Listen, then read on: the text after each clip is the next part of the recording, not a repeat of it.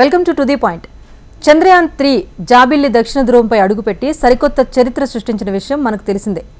ప్రపంచ దేశాలకు కూడా మార్గదర్శకంగా నిలిచింది. నిర్దేశించిన లక్ష్యాలకు మించి పనిచేసిన చంద్రయాన్ 3 అందులోని విక్రమ్ ల్యాండర్ నిద్రాణ స్థితిలో కూడా సేవలందిస్తున్నట్లుగా భారత అంతరిక్ష పరిశోధన సంస్థ ఇస్రో తాజాగా వెల్లడించింది.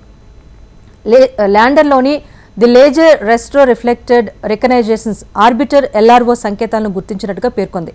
సో అంతర్జాతీయ సహకార ఒప్పందంలో భాగంగా నాసాకు చెందిన విక్రమ్ ల్యాండర్లో ఈ అంశాలను అయితే పొందుపరిచారు. ఇందులో అర్ధగోళాకారం ఆకృతిలో 8 కార్నర్ క్యూబ్ రిఫ్లెక్టర్స్ అయితే ఉంటాయి.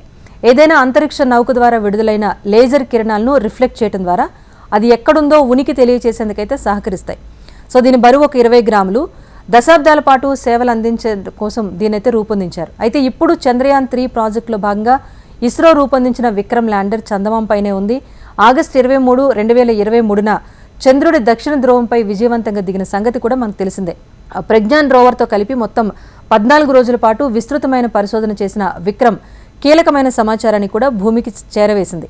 సో అంతరిక్ష రంగంలో ప్రబలమైన శక్తిగా పేరున్న అమెరికా, రష్యా, చైనా సైతం అసాధ్యమని భావించిన దాన్ని మన విక్రమ్ ల్యాండర్ సుసాధ్యం చేసి చూపించింది. సో జాబిల్లి దక్షిణ ధ్రువంపై అడుగుపెట్టిన తొలి దేశంగా భారత్ కూడా అవతరించింది. అన్వేషణ చంద్రుడిపైన ప్రారంభమైనప్పటి నుంచి కూడా అనేక రకాలైన అంశాలను పరిచయం చేస్తూ కూడా మొదలుపెట్టినప్పటికీ ప్రస్తుతానికి ఒక్కటి మాత్రమే అందుబాటులో ఉందని ఇస్రో తెలిపింది.